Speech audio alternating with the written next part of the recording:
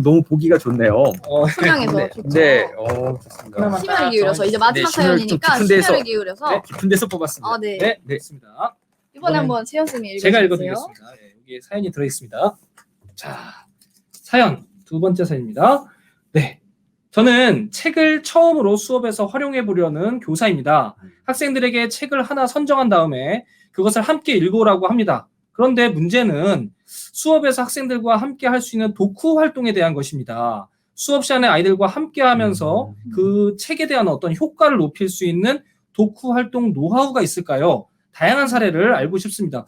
이분 어떤 과목이실까요? 어떤 과목인지 좀 알면 좋겠는데 어쨌든 뭐 다양한 독후 활동의 사례 네. 하나만 모든 좀 교과, 범교과에 적용될 수 범교과적인 있는 거면 좋을 것 같네요. 네, 제일 첫 번째는 그 뭐 서평 쓰기, 독후감 쓰기, 독서 일지 쓰기 같은 것들이 있고요. 보통 책을 읽고 자기 혼자 생각해가지고 정리하는 겁니다. 가장 단순한 단계 독서 일지 쓰기죠. 책에서 뭐 날마다 읽고 인상 깊은 문장 세 줄 쓰기 뭐 이런 식으로 하는 게 가장 쉽고 성실하게 참여하면 이제 성취를 얻을 수 있고 책 자체를 정확하게 이제 읽어내는 데 이제 목적이 있는 거고요.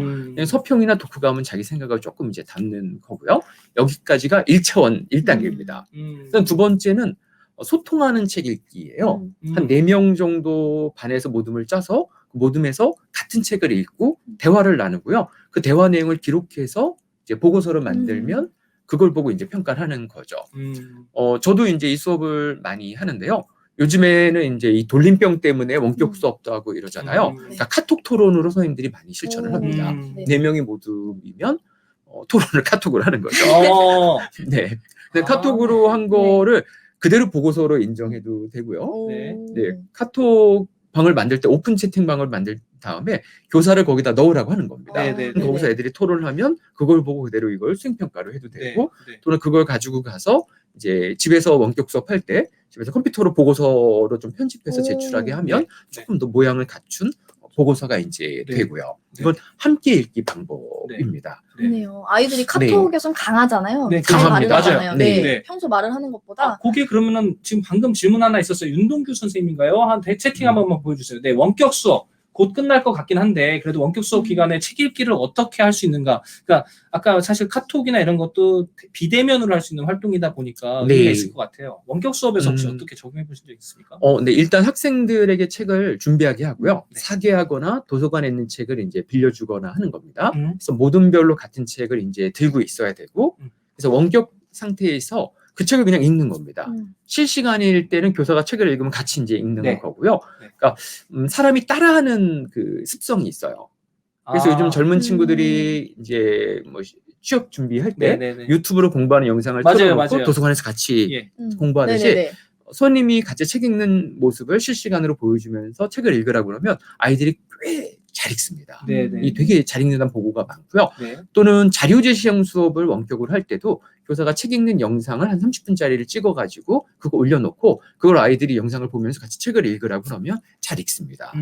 그리고 뭐 1시간마다 3줄 정도씩 뭐 질문을 주거나 아니면 뭐 일지를 쓰거나 이런 방법으로 하는 거죠. 그리고 평가할 때 원격으로 평가하기 좋은 건 구술평가입니다. 구술평가. 말하기. 그렇죠. 이때 문제를 교사가 10가지를 먼저 주고요. 10가지 한 답을 다 1시간 빼서 다 쓰게 해야 됩니다. 4줄씩. 그냥 문제 안 알려줘 구술평가를 하면 비참한 현실을 보게 됩니다. 진짜 말 못합니다. 아이들 끝장이에요. 그래서 문제를 다 알려줘야 됩니다. 그 다음에 답을 다 쓰게 해야 됩니다. 1시간 동안 다 그걸 확인하고 그 다음에 구술평가를 하면 아이들이 답을 다 써봤기 때문에 말을 일단 좀 하게 됩니다. 그 구술평가를 저는 작년에 1학기 때는 원격으로 하고 2학기 때는 고등학교 2학년은 다 등교해가지고 현실에서 구술평가를 했거든요. 책을 읽고 독서 구술평가를요. 그랬더니 아이들이 놀랍게도 고등학교 2학년 학생들이 2학기 때 원격으로 구술평가하면 안 되냐는 거예요. 이 줌으로 모둠별로 했더니 훨씬 편안했다는 거예요. 학교에서 하는 것보다 자기 집 방에서 교사랑 시간 약속 잡아서 하니까 편하다 그래서 저도 굉장히 이제 신기하고 놀라웠어요. 그러니까 원격 수업에서 구술평가를 하시면 지금 굉장히 수행평가가 괜찮습니다. 이거는 사실은 범교과겠네요. 사실 그렇죠. 뭐 모든 교과가 다 적용 가능한 거겠네요. 그리고 이제 2학기 때 전면 등교가 되더라도 충분히 활용할 수 있는 지점들인 것 같아요. 뭐 녹화 사실 이럴 수 있지 않을까? 녹음을 해서 보낸다든지 요즘 네. 이제 온라인 학습방 플랫폼이 다 네. 구축이 되어 있으니까 거기다 올리기를 해도 될 것 같긴 안 됩니다. 안 됩니다. 아, 왜요? 그거 제가 옛날에 했는데 네. 하나하나 열어보다가 너무 힘들어요. 아, 교사가 하기가 힘들다. 네, 선생님 항상 생방송으로 해요. 아, 항상 라이브로. 네, 생방송이 아, 네네네. 힘들어도 그 순간 보고 네. 채점을 하는데 요거 녹음하잖아요. 중요하네요. 교사가 보기가 싫어요. 그렇지, 다 봐야 보는 거 된다. 다 읽고 생방송이면 아. 그때 채점 안 하면 못하기 때문에 교사가 그렇죠. 집중하는데 네. 이게 만약 녹화 영상이 올라가잖아요. 네. 교사가 자꾸 딴짓을 합니다. 안 보죠. 아. 이걸 보다가 유튜브 또 보다가 과제가 돼버리네요. 그렇죠. 그래서 교사한테. 교사가 정신적으로 엄청난 타격을 입게 돼요. 반드시 생방송. 안 그러면 선생님 중요하네요. 라이브. 지옥을 체험하게 돼요.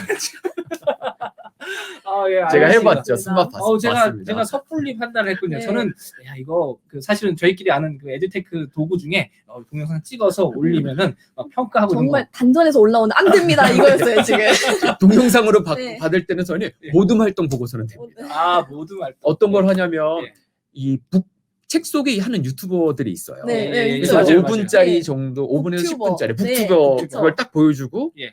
교사가 분석해 주는 거죠. 이거 예. 이렇게 해서 이렇게 만드는 거고 이 구성대로 너희가 읽은 책으로 이제 해봐. 예. 이렇게 했을 때 이거를 2명이서 만들게 해야 됩니다. 예, 한 명은 시나리오 쓰고 예. 한 명은 이제 영상 나가고 예. 해서 2명에서 4명 정도로 모둠을 짜서 음. 이제 5분을 받으면 그럼 교사가 그거는 좀 그 감당할 수 정도는 있습니다. 감당할 수 예, 있다. 한 명 한 명이 올리는 영상은 네. 안 된다. 절대 녹화 안 됩니다. 절대 안 된답니다. 알겠습니다. 모든 어, 활동만 녹- 받아야 됩니다. 녹방 안 지금 뭐- 됩니다. 예, 지금 댓글에서 채팅에서 생방송 유념하겠습니다. 예, 수미진 선생님 계속 지금 엄청나게 지옥 열심히 체험. 지옥 네. 체험 이진진 선생님 녹방은 지옥 체험이다. 네. 네, 알겠습니다.